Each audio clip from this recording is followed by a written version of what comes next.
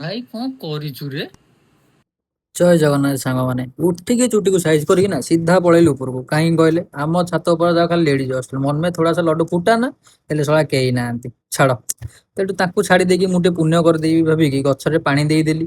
ପାଣି ଦେଇକି ସାଙ୍ଗେ ସାଙ୍ଗେ ପଳେଇଲି ଫ୍ରେଶ ହବ, କାହିଁକିନା ଆଜି ଥିଲା ମଙ୍ଗଳବାର, ଆମ ଗୁରୁଜୀଙ୍କ ବାର। ତ ଗୁରୁଜୀଙ୍କୁ ଯାଇକି ଆଗ ଦେଖା କରିବାର ଅଛି। ଗୁରୁଜୀଙ୍କୁ ଦେଖା କରିଦେଇକି ମନରେ ଟିକେ ବା କିଛି ଆଶାକୁ ପୁରା ମାଗିଦେଲି। ମାଗିଦେଇକି ସାଙ୍ଗେ ସାଙ୍ଗେ ରୁମ୍ କୁ ପଳେଇ ଆସିଲି, କାହିଁକିନା ପୁଣି ଅଫିସ ବି ଯିବାର ଅଛି ନା। ଦି ଭାଇ ମିଶିକି ଆମେ ବାହାରିଲୁ ଅଫିସ ଗଲାବେଳେ ଦେଖା ଲାଗି ଆମ ଛୋଟୁ ଭଲ ପିଲାଟା।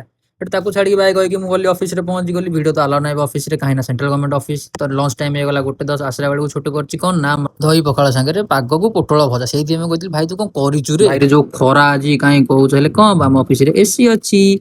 ପୁଚୁ ପୁଚୁ ତମର ତ ନାହିଁ। ସେଠି ତାକୁ ଛାଡିକି ପୁଣି ବାହାରି ପଡିଲି ରୁମକୁ, କାହିଁକିନା ଅଫିସ ଟାଇମ ସରିଗଲା। ଅଫିସ କି ଆସିଲା ମାନେ ଭାଇ ସାଙ୍ଗେ ସାଙ୍ଗେ ଉପରକୁ। କାହିଁକି କହିଲେ ପୁଣି ମିଶନ ବା ମିଶନ ଗୋଟେ।